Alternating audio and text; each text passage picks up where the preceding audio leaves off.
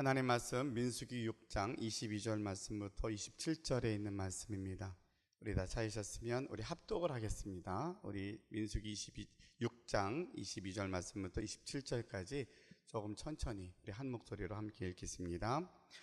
여호와께서 모세에게 말씀하여 이르시되 아론과 그의 아들들에게 말하여 이르기를 너희는 이스라엘 자손을 위하여 이렇게 축복하여 이르되 여호와는 내게 복을 주시고 너를 지키시기를 원하며 여호와는 그의 얼굴을 내게 비추사 은혜 베푸시기를 원하며 여호와는 그 얼굴을 내게로 향하여 드사 평강 주시기를 원하노라 할지니라 하라.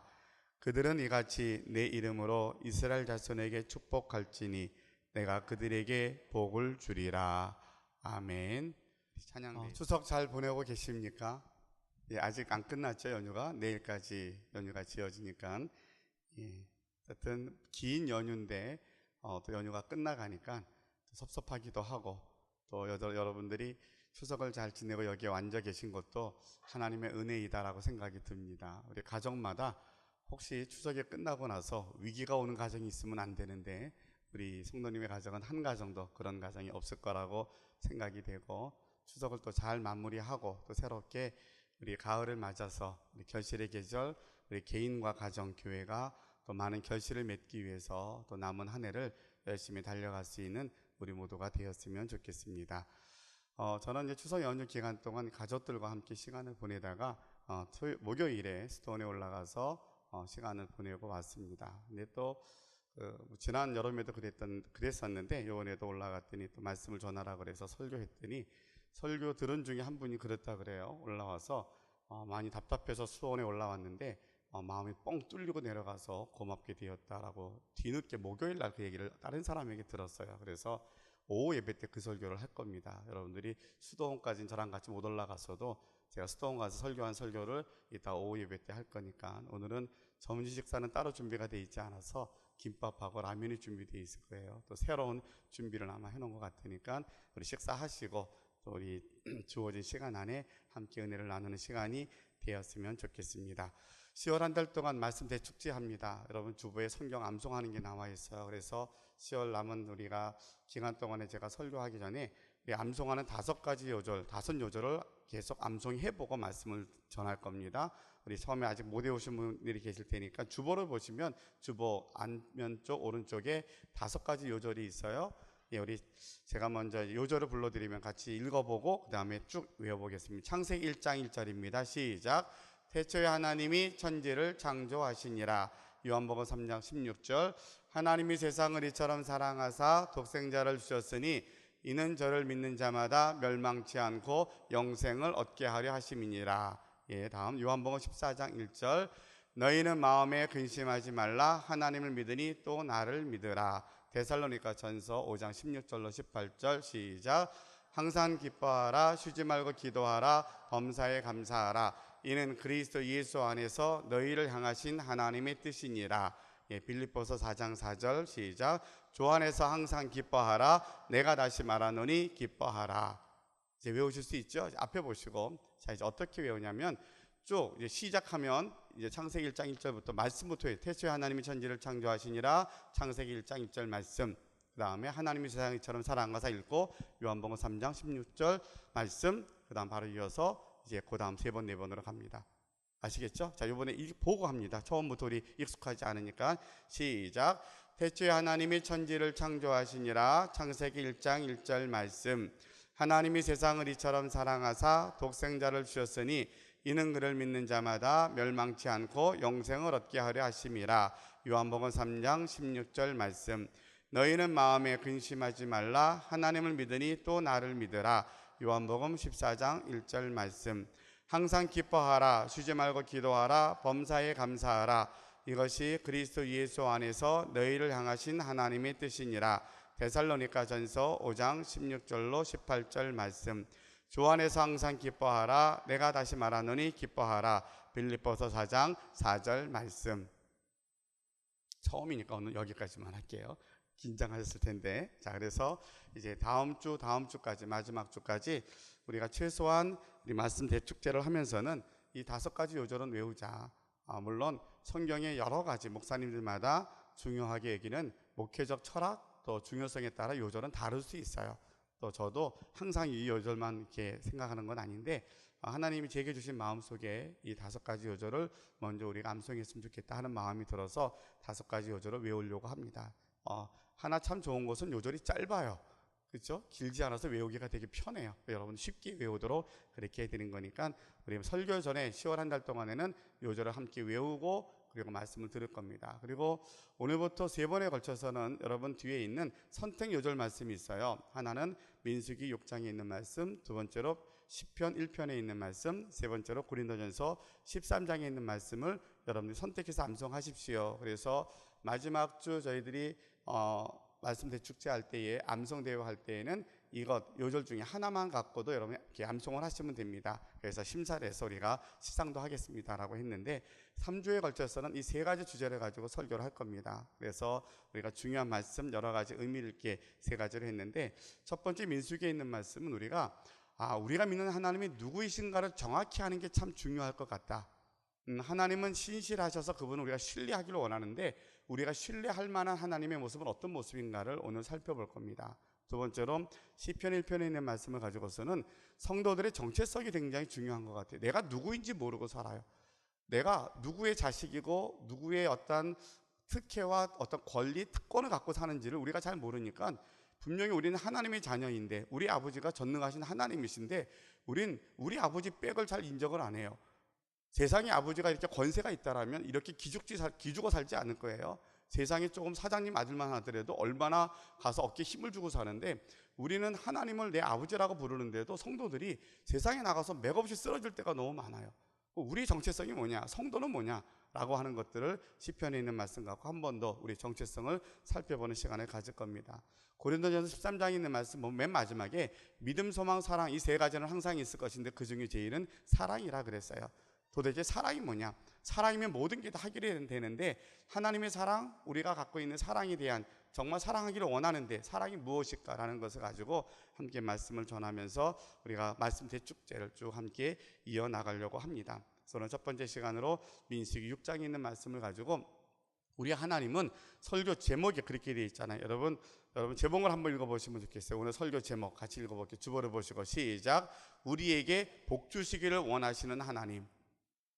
우리가 믿는 하나님은 어떤 하나님이시냐면 너희 잘못하면 벌 주시고 너 그럴 줄 알았어, 너 그것 때문에 안 되는 거야, 이런 분이 아니시라는 거예요. 하나님은 정말 원하시는데 우리가 정말로 간절히 원하는 게 있잖아요. 정말로 원하는데 하나님 우리에게 정말 원하는 게 뭐냐면 너 정말 예배 잘 드리길 바라고 너가 정말 율법 잘 지키기를 원하고 내가 멋지게 살았으면 좋겠어. 이것이 하나님 원하시는 것이기도 해요. 그런데 정말 하나님이 원하시는 게 뭔가 성경을 봤더니 하나님은 우리에게 복 주기를 원하시는 분이세요. 하나님 백성들에게 내가 정말로 이렇게 복 주고 싶어. 그래서 출애굽한 이스라엘 백성들에게 모세에게 명령을 합니다. 제사장들에게 이렇게 기도해라. 그 기도를 가르쳐 준 게 오늘 본문의 말씀이에요. 본문 다시 한번 읽어볼게요. 여러분 본문의 말씀 22절로 26절까지만 있습니다. 24절로 26절까지만 한번 읽어볼게요. 거기에 하나님이 원하신다는 말씀이 몇 번 나오는가 한번 보세요. 24절로 26절입니다. 시작. 여호와는 내게 복을 주시고 너를 지키시기를 원하며 여호와는 그의 얼굴을 내게 비추사 은혜 베푸시기를 원하며 여호와는 그 얼굴을 내게로 향하여 드사 평강 주시기를 원하노라 할지니라 하라. 몇 번 나옵니까? 3번 나와요. 이 짧은 절마다 내용마다 하나님 원하신다는 거예요. 복 주기를 원하는, 내가 너에게 복을 주고 내게 원하는 게 뭐냐면 내가 너를 지키기를 원하고 내게 은혜 베풀기를 원하고 내게 평강 주기를 원한다. 우리 삶의 모든 문제의 답이 이 속에 다 있거든요. 이 3가지 고백 속에 다 있는데 하나님 이걸 원한다는 거예요. 그러니까 우리가 믿는 하나님은 물론 하나님께서는 공의와 사랑의 하나님이세요. 그 사랑의 더 큰 테두리 속에 공의가 있어요. 우리 부모가 자식을 가르칠 때에도 모든 걸 다 해준다고 사랑이 아니잖아요. 때를 따라 정말 우리 자식을 사랑하는 것은 부모에게 가장 큰 불효는 자식이 먼저 천국 가는 거예요. 그게 제일 큰 불효거든요. 그러면 순서대로 하면 부모가 먼저 천국 가는 거거든요. 그러면 내가 있을 때는 우리 아이들 내가 책임져 주면 되는데 내가 먼저 천국 가면 우리 아이가 어떻게 살아요?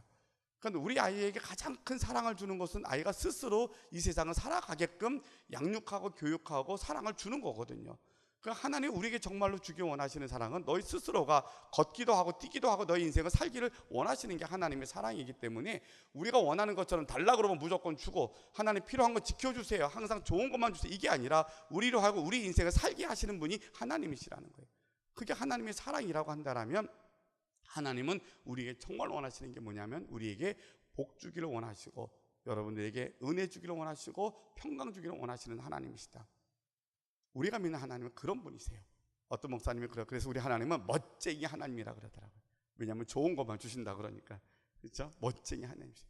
우리의 하나님이 항상 우리와 함께 하시는 그 하나님, 우리 약속하신 그 하나님은 뭘 정말 원하시느냐? 하나님의 자녀들이 정말 잘 되기를 원한다.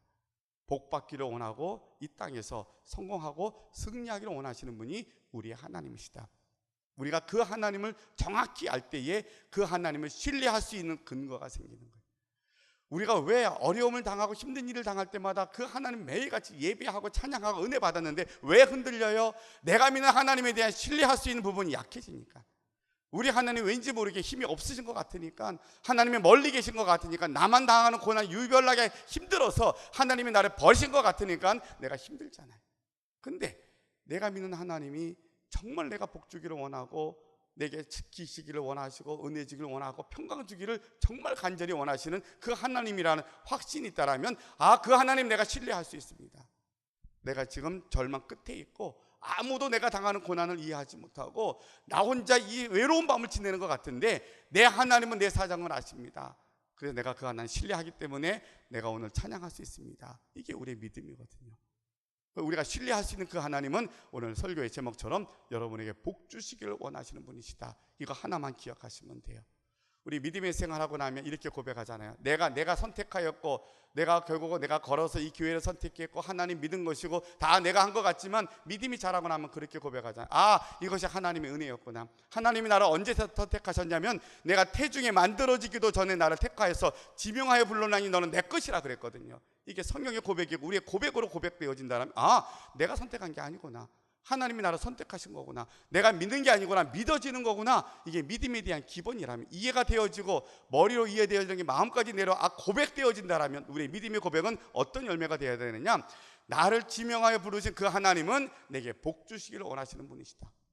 하나님이 내게 지명하여 불러서 너 고생 좀 해.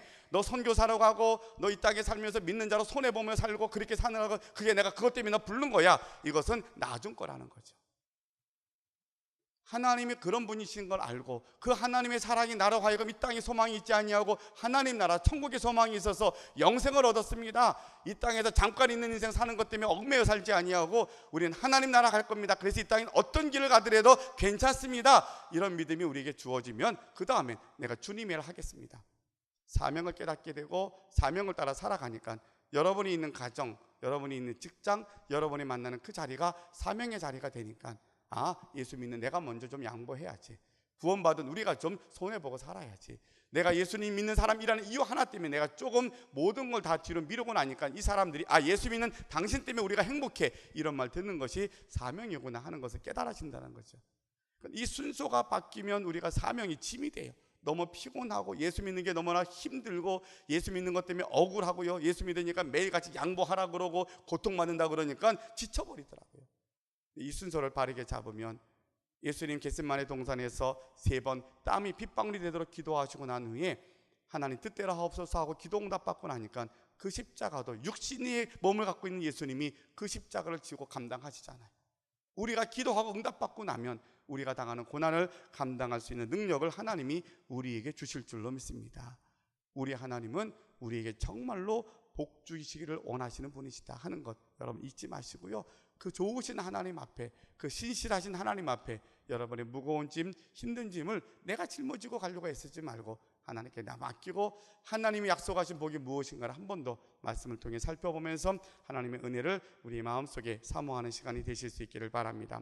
오늘 성경에 보니까 오늘 성경은 이렇게 약속하십니다. 하나님은 뭘 원하시냐면 내게 복을 주시는데 너를 지키시기를 원하신다 그랬어요. 하나님 우리를 지키시기를 원하시는 분이셔요. 우리가 이 땅에 사는 모든 것들이 아는 게 다 좋은 게 아니더라고요. 모르는 게 약일 수도 있어요.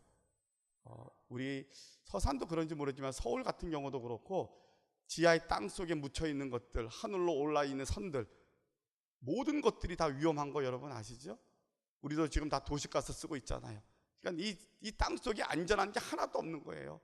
요새는 가끔 신문에 나는 게 싱크홀이라 그래서 도로가 다 멀쩡한 것 같은데 푹 꺼져서 꺼지면 굉장히 황당할 것 같아요. 어제 신문인가에 나온 거 보니까 8억 얼마짜리 그 차가 싱크홀에 빠져버렸더라고요. 그래서 지금 난리가 났다고 중국에서 있었던 일인데, 그러니까 우리가 도로를 걸어 다니는데 그 사람 빠진 사람은 알고 빠졌겠냐고요. 그러니까 우리 모든 환경이 위험하지 않은 게 사실은 하나도 없어요. 옛날처럼 농사만 짓고 살 때는 덜 위험했어요.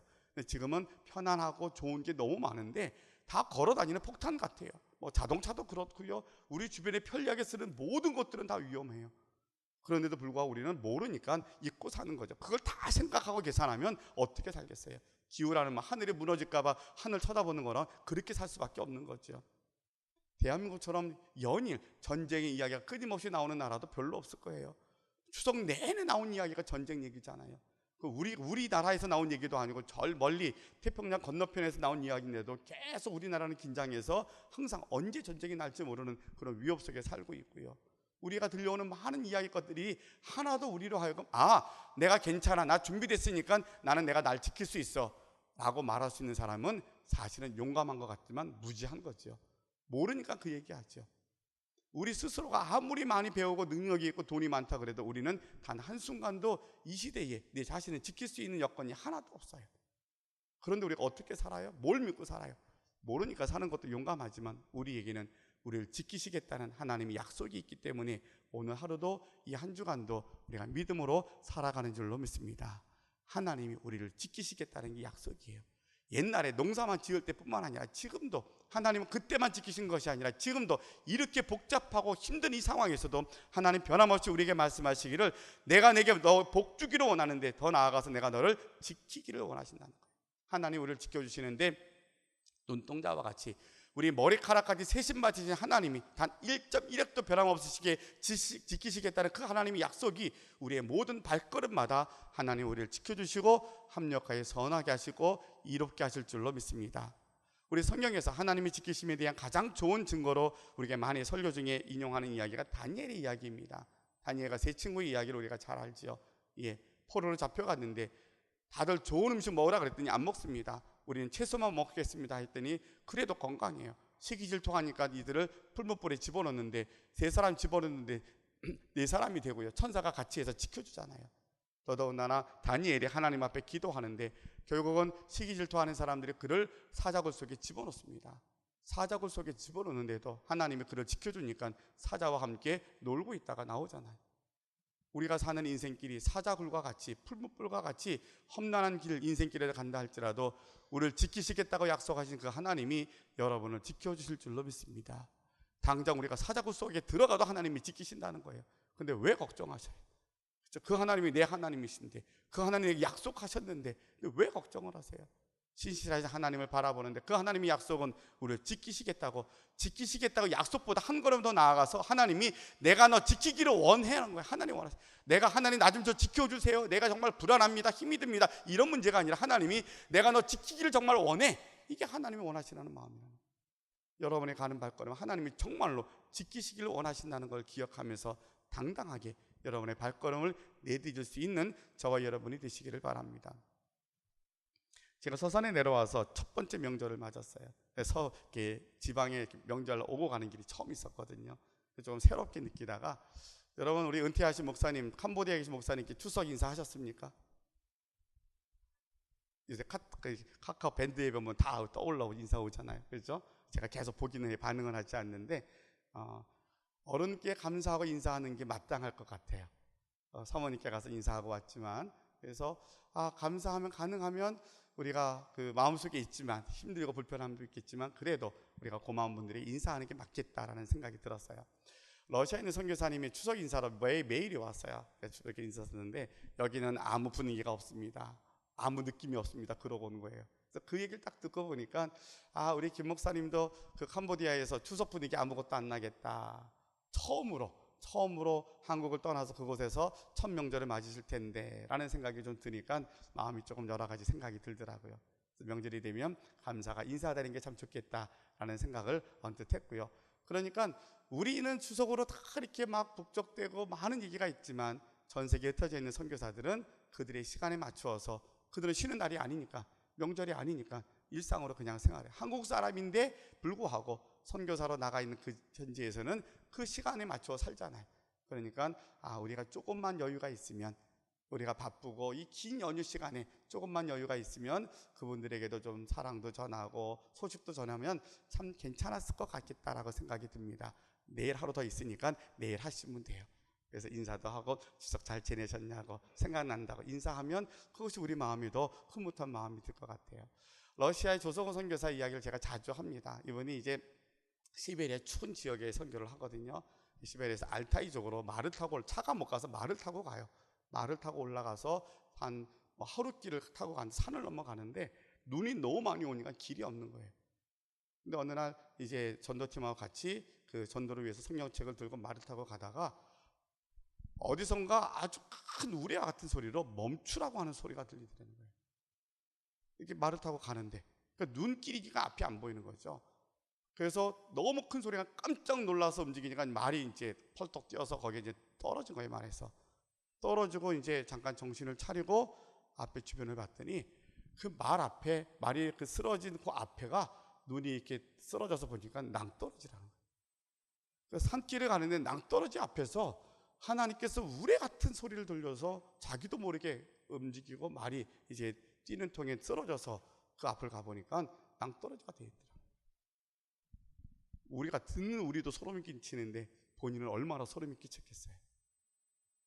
하나님이 그렇게 지키시더라는 거예요. 하나님의 일을 하고 하나님의 사명을 따라 그 오지에, 아무도 가지 말라고 하는 그곳에 굳이 갑니다. 그 추운 곳에 갔다 오고 그 위험한 지역에 왜 그 위험한 곳에 가냐고 사람들이 뭐라고 할지 모르지만 하나님이 주신 사명 때문에 갑니다. 누군가가 그곳에 미신으로 가득 차 있는 그들에게 복음을 전하려고 따라갑니다 하고 복음을 들고 가는데 하나님이 죽음의 길 앞에서 멈추게 하시더라는 거예요. 그분은 아주 분명합니다. 하나님이 나를 지키십니다. 그 체험했으니까 고민할 게 없죠. 예. 그래서 서로 선교하고 도왔던 사람에게 칼을 맞아서 심장 한쪽도 없고요. 그래서 박동기 달다가 그것도 떼버렸고요. 그러니까 몸이 성한 데가 하나도 없어요. 그래도 어떻게 하면 하나님의 복음을 들고 나갈까 그 고민하며 삽니다. 하나님이 지켜주신다는 믿음을 갖고 사는 사람은 다 건강해서 자신 있게 고백하는 게 아니라 내가 한 부분이 없어도, 내가 약한 부분이 있어도 하나님이 지키시니까 나는 괜찮아, 나는 주의 일에 순종할 수 있어, 이런 고백할 수 있겠구나라는 마음이 들더라고요. 여러분, 여러분의 지금의 삶의 자리가 곤고하십니까? 힘든 일이 있어서 답이 없다고 생각하십니까? 앞이 안 보여서 쩔쩔매십니까? 괜찮습니다. 왜요? 하나님이 지켜주시니까요. 우리 앞길이 안 보이니까 답답해요. 미래가 안 보이니까 속상해요. 우리 아이들 세대가 너무나 염려가 돼요. 그거 갖고 생각하면 답답해서 잠이 오지도 않아요. 근데 여러분, 하나님이 지켜주십니다. 그 약속이 있기 때문에 우리 아이들을 하나님께 맡길 수 있게 될 줄로 믿습니다. 하나님이 지켜주실 거거든요. 우리가 알지 못하는 것까지도 하나님이 지키시기 원하신다는 것 꼭 기억하시기를 바랍니다. 오늘 본문의 두 번째 말씀 보니까 하나님이 이렇게 말씀하십니다. 여호와는 그의 얼굴을 내게 비추사 은혜 베푸시기를 원한다. 하나님이 우리를 얼마나 사랑하시고 간절하신지 얼굴 맞대고 눈 마주치시고 축복해 주기 원하신다는 거예요. 하나님의 얼굴, 우리 얼굴에 비추셔서 그리고 말씀하시기를 은혜 주시기를 은혜 베풀기 원한다는 거예요. 은혜를. 하나님의 은혜가 어떤 것일까 하고 살펴봤더니 하나님의 은혜는 각양 좋은 은사와 완전한 온전한 선물로부터 오는, 하나님으로부터 오는 하나님의 선물인 줄로 믿습니다. 은혜는 내가 노력해서 얻어지는 게 아니에요. 은혜는 내가 율법을 잘 지켜서 대가로 받아들이는 게 아니에요. 나는 자격이 없지만 그냥 주시는 게 은혜예요. 그것이 은사이고 하나님의 선물이라는 거예요. 그 선물이 어떤 선물인 줄 아십니까? 우리 죄 가운데 있을 때 우리의 죄를 용서해 주신 선물이 가장 큰 은혜예요. 이것은 이거 하나로 충분해요. 사도 바울이 그래서 내가 모든 거 다 배설물로 여겼지만 나는 십자가만 자랑할 거야. 그 은혜가 그만큼 크다는 거거든요. 우리 나 그 은혜 받은 사람이잖아요. 그 은혜 놓치지 마시기 바랍니다. 매 순간 그 은혜 붙잡고 살기를 바라요. 우리 시설이 십자가로 고정되어 있으면 우리가 어떤 일 당해도 괜찮아요. 세상이 요동을 쳐도 그 십자가로 충분해요. 그 은혜가 우리로 하여금 나머지 것들을 다 감당하게 하는 능력이 될 줄로 믿습니다. 이 땅에 살면서 하나님의 은혜가 어떻게 임하는가 봤더니 이런 은혜가 있더라고요. 슬픔이 있는 자에게 하나님이 기쁨을 주시는 은혜가 있어요. 무능력한 자에게 능력을 주시는 은혜가 있고요. 절망 가운데 있는 자에게 소망을 주시는 은혜가 있는 줄로 믿습니다. 우리가 인생을 살다가 실패하고 망합니다. 포기할 수 있는 그런 상황이 됩니다. 그럴 때 하나님이 다시 일어날 용기를 주시는 은혜가 있더라고요. 제가 단어를 하나로 정했어요. 하나님의 은혜가 무엇인가? 하나님의 은혜는 우리를 회복케 하시는 은혜더라고요. 회복케 하시는 은혜. 우리는 망할까 봐 걱정을 해요. 실패할까 봐 걱정을 해요. 잘못될까 봐 두려움이 생겨요. 근데 우리는 은혜를 알면 담대해집니다. 망해도 괜찮아요. 하나님이 일어나게 하실 거니까. 실패해도 괜찮아요. 실패를 하나님이 선용하실 것이니까. 좀 잘못돼요. 괜찮아요. 인생 지나고 나니까. 여러분, 인생을 통해서 가장 많이 배운 게 뭐였어요? 실패할 때 배운 거였잖아요. 우리가 학교에서 배운 거 같고 내가 기분 좋을 때 배운 거는 잊어버려요. 근데 내가 철저하게 깨져서 맨 밑바닥까지 깨져서 배운 것은 인생을 바꿔주는 능력이 되더라고요. 그러니까 실패하는 것도 괜찮아요. 은혜가 있으니까. 어떤 은혜요? 하나님의 은혜는 회복케 하시는 은혜예요. 우리는 어떻게 하면 돼요? 하나님께 나오기만 하면 돼요. 우리 하나님 우리에게 복 주시기를 원하시는 분이라고 생각하고 하나님께 나오면, 제가 표현으로 주일이 되면 기어서라도 성전에 나오면, 내가 일주일 동안 매일 실패했어도, 내가 기쁜 일이 있고 좋은 일이 있어도, 어떤 상황이 되어도 성전에 나오기만 하면 그 하나님 우리에게 회복하게 하시는 은혜를 주시더라고요. 1시간 예배를 드리면 예배가 설교 시간만 있는 게 아니잖아요. 찬양을 하는 시간, 성가대 시간, 기도하는 모든 시간을 통해 하나님은 우리를, 모든 사람을 통하여서 우리에게 말씀하시는 것들이 우리에게 회복하시는 은혜를 주시더라는 거죠. 여러분, 이 시간에도 명절을 보내면서 지치고 혹시 마음에 상한 것이 있고 어려운 것이 있더라도 다시 한번 그것을 선용하시는 하나님의 은혜로 모든 것들이 회복되는 역사가 나타날 수 있기를 주님의 이름으로 축원합니다. 우리 하나님 회복케 하시는 은혜가 우리에게 매일같이 있으니까 용기가 생기잖아요. 담대함이 생기잖아요. 괜찮아. 어떤 일 괜찮아. 우리는 그 단어가 필요하거든요. 저 힘들면 어떻게 괜찮아. 일어나면 돼. 낙심하면 괜찮아. 넌 잘할 수 있어. 그게 지금 우리에게 필요한 거라면 그걸 뭘 근거로 해야 되느냐? 하나님 우리에게 복 주시기 원한 그 복은 우리에게 은혜 주시기 원한 그 은혜가 회복케 하시는 은혜이더라. 여러분 있는 그 자리가 다시 일어나게 하시는 은혜입니다. 여러분 힘들수록 은혜는 큽니다. 고통이 심하면 심할수록 그 은혜는 우리 인생을 바꿔주는 능력이 될 겁니다. 그래서 우리뿐만 아니라 우리 다음 세대가 편안하게 잘 살기를 바라는 그 잘 삶에 대한 문제는 어려움을 안 당하는 것이 아니라 우리가 당했던 어려움보다는 좀 덜 당했으면 좋겠는데, 그래도 우리가 깨달은 은혜가 이들에게 임할 수 있게 해달라고. 그래, 뒷걸음질하지 않고 하나님의 뜻을 따라 살게 해달라고. 그러나 필요한 고난이 있다라면 고난도 주셔야 될 겁니다. 그러나 고난을 이길 수 있게 해달라고 우리의 기도가 필요할 줄로 믿습니다. 그 기도가 있을 때에 그 고난은 우리 아이들을 더 강하고 분명하게 하나님의 일꾼들로 세워주실 줄로 믿습니다. 세 번째 말씀은 오늘 성경에 그럽니다. 여호와는 그의 얼굴을 내게로 향하여 드사 평강 주시기를 원하노라. 이 평강의 은혜가 이 시간 저와 여러분에게 넘쳐날 수 있기를 바랍니다. 부활하신 예수님이 제자들을 찾아오셨어요. 여러분, 제자들의 상황을 한번 그림을 그려보세요. 예수님을 3년 동안 열심히 따라다녔어요. 3년 동안 예수님 뭐라 그러셨냐면 3번이나 순환역을 합니다. 야, 근데 내가 조금 있으면 죽을 거야. 그리고 내가 3일 만에 부활할 거야. 제자들은 뒷것은 하나도 듣지 않았어요. 죽을 거라 그러니까 처음엔 긴가민가 합니다. 베드로는 그 말 듣고 아닙니다. 예수님 죽으시면 안 됩니다. 내가 막을 겁니다 했다가 사탄아 물러가라 야단도 맞습니다.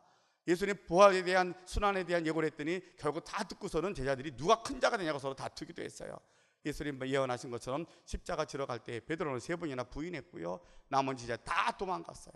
근데 도망가고 나니까 갈 데가 없는 거예요. 자기들끼리 모여서 웅성웅성거리고 기도합니다. 어떻게 하지? 대책기를 했을 것 같아요. 근데 3일 만에 여인들이 무덤을 찾아가는데, 야, 저 큰 바위를 어떻게 굴릴까 걱정하고 갔는데 큰 물이 굴러가 있어요. 비무덤을 보면서 아, 예수님 살아나셨다고 가서 전하는데 복음서에 보면 그래도 못 믿어요. 무덤이 비어있다라고 예수님이 부활하셔서 얘기하셨는데도 듣고도 믿지를 못하는 거예요. 그래가지고 할 수 없이 또 모여서, 야, 그럼 이제는 걱정할 게 아니라 예수님 부활하셨다고 그래 기도하자고 해서 서로 모여서 기도합니다. 얼마나 마음이 불안하고 생각이 복잡하고 얼마나 많은 것들이 그들의 생각을 주관했겠어요. 그때 주님이 들어오십니다. 부활한 주님 대문 열고 들어오신 게 아니라 그냥 들어오셨어요. 맞아, 첫 번째 하신 말씀이 야, 니네 수고했어. 아니면 니네 그렇게 믿음이 없는 야단친 게 아니라 너에게 평강이 있을지어다 라고 말씀하셔요. 이 평강이 오늘 이 시대에 우리에게 약속하신 하나님의 약속의 축복인 줄로 믿습니다. 여러분에게 주님이 허락하신 그 평강이, 하나님이 약속 이 평강의 복이 저와 여러분에게 임할 수 있기를 주님의 이름으로 축원합니다.